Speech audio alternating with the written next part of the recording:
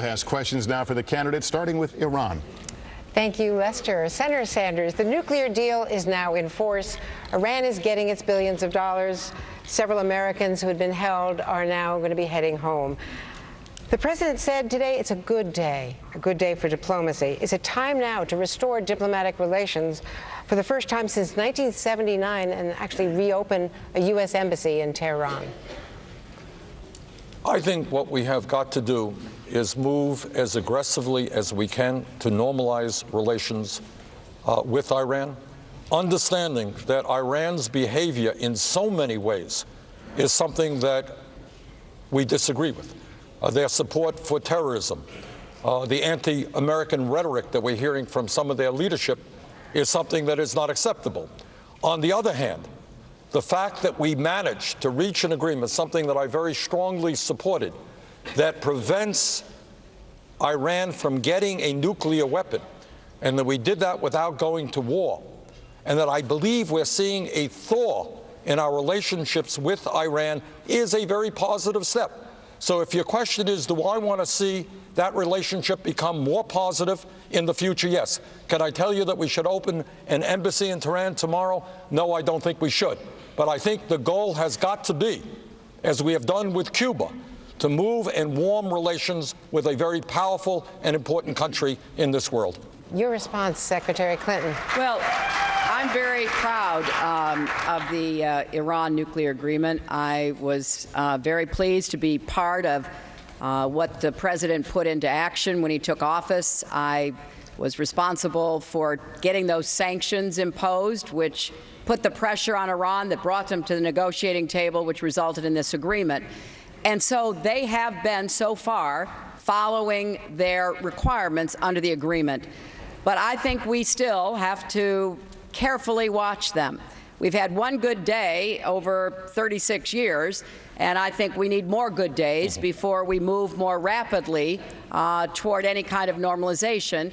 And we have to be sure that they are truly going to implement the agreement, and then we have to go after them on a lot of their other bad behavior in the region, which is causing enormous problems in Syria, Yemen, Iraq, and elsewhere. Well, you mentioned Syria. Let me ask you about Syria, all of you. Let's turn to Syria, the civil war that has been raging there.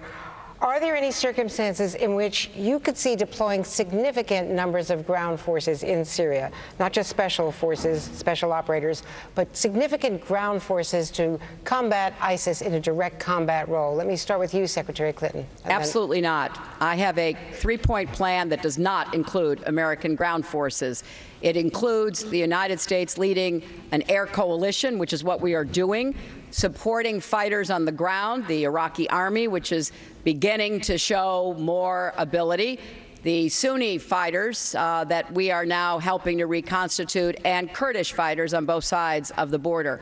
I think we also have to try to disrupt their supply chain of foreign fighters and foreign money, and we do have to contest them in online space. So I'm very committed to both going after ISIS, but also supporting what Secretary Kerry is doing to try to move on a political, diplomatic course to try to begin to slow down and hopefully end the carnage in Syria, which is the root of so many of the problems that we see in the region and beyond. Senator Sanders, ground forces, yes or no? As everybody here knows, this is an incredibly complicated and difficult issue, and I applaud. I know President Obama's been getting a lot of criticism on this. I think he is doing the right thing. What the nightmare is, which many of my Republican colleagues appear to want, is to not have learned the lesson of Iraq, to get American young men and women involved in perpetual warfare in the quagmire of Syria and the Middle East would be an unmitigated disaster that, as president, I will do everything in my power to avoid. Andrea, we should learn from King Abdullah of Jordan, one of the few heroes in a very unheroic place. And what Abdullah said is, this is a war for the soul of Islam. and that Muslim troops should be on the ground with our support and the support of other major countries. That is how we destroy ISIS, not with American troops in perpetual warfare. Governor O'Malley. Thank you. Andrea, governors have led us to victory in 2 world wars by doing what America does best, and that is by joining forces with others, by acting in coalition. And I believe that President Obama is doing the right thing in this case. We need to learn the lessons from the past. We do need to provide the special ops advisors. We do need to provide the technical support. But over the long term, we need to develop new alliances. We need a much more proactive national security strategy that reduces these threats before they rise to a level where it feels like we need to pull for a division of Marines. And I also want to add one other thing here. I appreciate the fact that in our debate, we don't use the term you hear Republicans throwing around, trying to look all bravado and macho, sending other kids into combat. They keep using the term boots on the ground.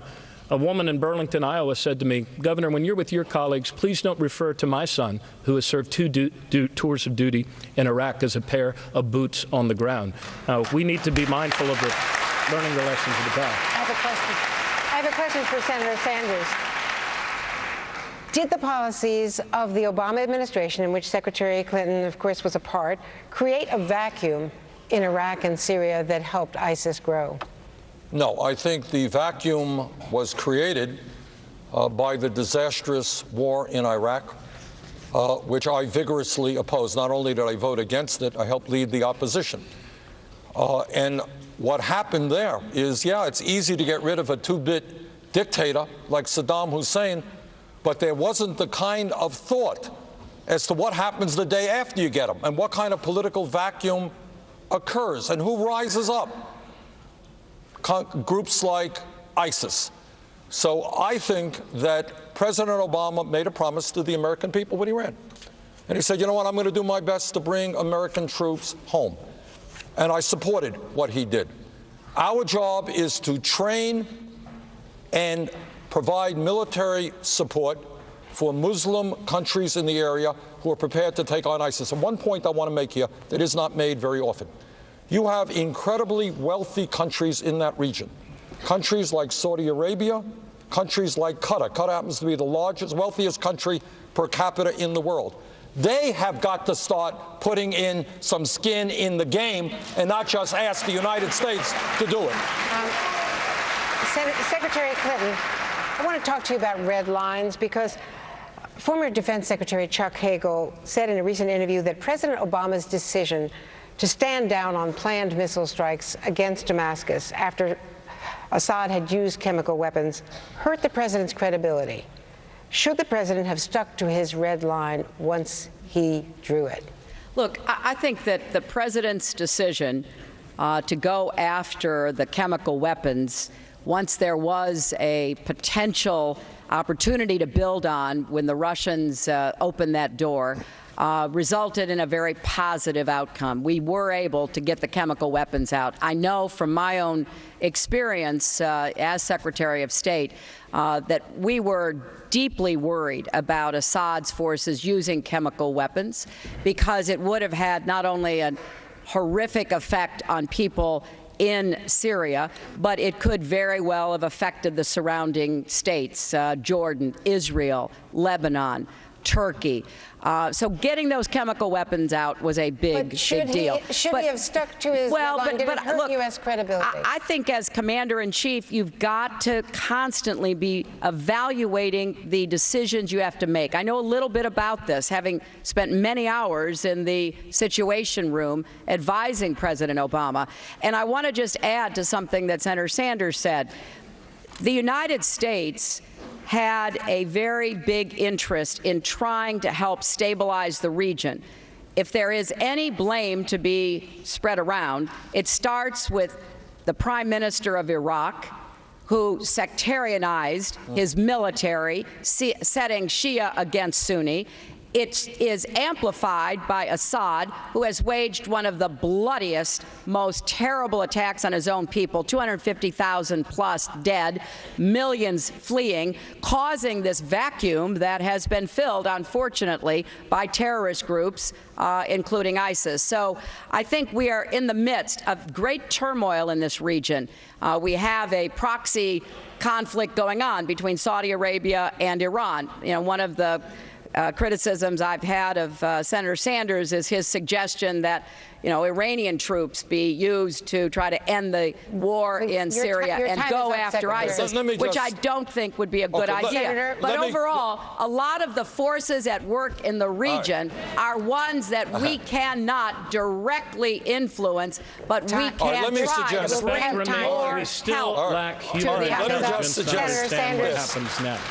Where Secretary Clinton and I think, I agree with most of what she said, but where I think we do have an honest disagreement is that in the incredible quagmire of Syria, where it's hard to know who's fighting who, and if you give arms to this guy, it may end up in ISIS's hands the next day. We all know that.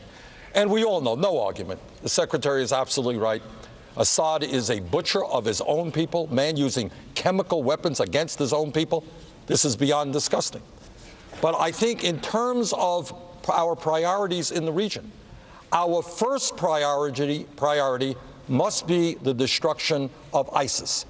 Our second priority must be getting rid of Assad through some political settlement, working with Iran, working with Russia. But the immediate task is to bring all interests together who want to destroy ISIS, including Russia, including Iran, including our Muslim allies, to make that the major priority. But in all of that, Senator and Secretary, I think we're leaving out something very important here.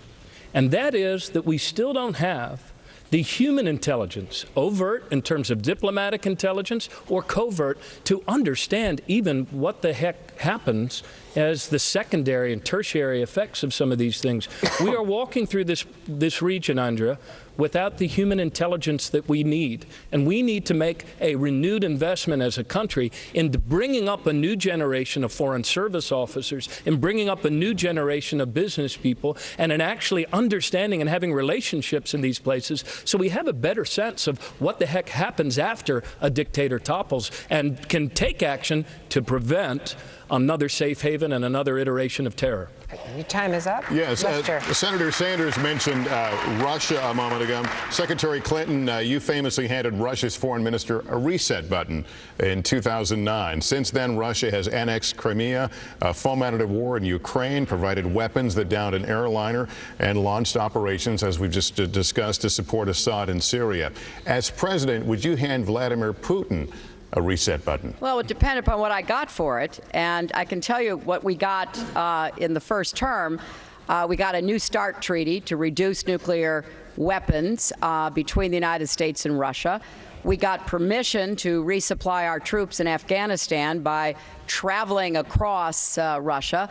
We got Russia to sign on to our sanctions against Iran and other very important commitments. So, look, in diplomacy, you are always trying to see how you can figure out the interests of the other to see if there isn't some way you can advance your security and your values. When Putin came back in the fall of 2011, it was very clear he came back with a mission. And I began speaking out as soon as that happened because there were some fraudulent elections held and Russians poured out into the streets to demand their freedom, and he cracked down and, in fact, accused me of fomenting it. So we now know that he has a mixed record, to say the least, and we have to figure out how to deal with him. What's your relationship with him? Well, my relationship with him, it's interesting. It's one, I think, of respect.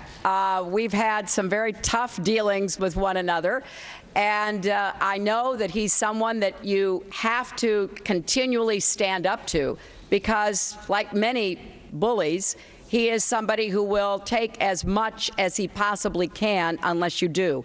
And we need to get the Europeans to be more willing to stand up. I was pleased they put sanctions on after Crimea and eastern Ukraine and the downing of the airliner, but we've got to be more united in preventing Putin from taking a more aggressive stance in Europe and the Middle East. We want to turn right now to the issue of balancing national security concerns with the privacy rights of Americans. That brings us to YouTube and this question.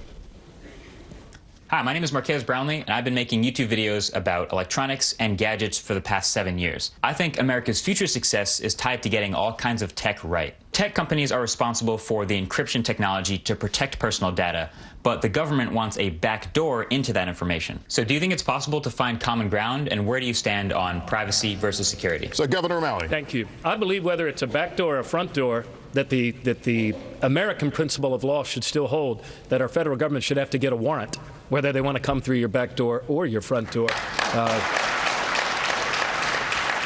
And I also agree, Lester, with Benjamin Franklin, who said no people should ever give up their privacy or their freedoms in a promise for security. So we're a collaborative people. We need collaborative leadership here with Silicon Valley and other bright people in my own state of Maryland around the NSA. They can actually figure this out. But there are certain immutable principles that will not become antique things in our country so long as we defend our country and its values and its freedoms. And one of those things is our right to be secure in our homes and our right to expect that our federal government should have to get a warrant. I also want to say that while we've made some progress on the Patriot Act, I do believe that we need an adversarial court system there. We need a public advocate. We need to develop jurisprudence so that we can develop a body of law that protects the privacy of Americans in the information and digital age. That's Tom. You have all talked about what you would do fighting ISIS over there, but we've been hit in this country by homegrown terrorists, from Chattanooga to San Bernardino.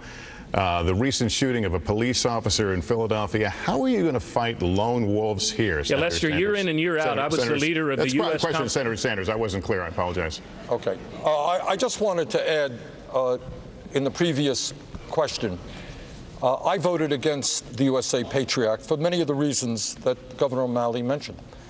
But it is not only the government that we have to worry about, it is private corporations. You would all be amazed, or maybe not, about the amount of information private companies and the government has in terms of the websites that you access, the products that you buy, where you are this very moment. And it is very clear to me that public policy has not caught up with the explosion of technology. So yes, we have to work with Silicon Valley to make sure that we do not allow ISIS to transmit information. But in terms of lone wolves, the threat, right. What we have got to do there is, among other things, as I was just saying, have Silicon Valley help us to make sure that information being transmitted through the internet or in other ways by ISIS is in fact discovered. But I do believe we can do that without violating the constitutional and privacy rights of the American people. We have to go to a break, and when we come back, we're going to get to some of the burning questions these candidates have yet to answer, and we're really eager to talk about.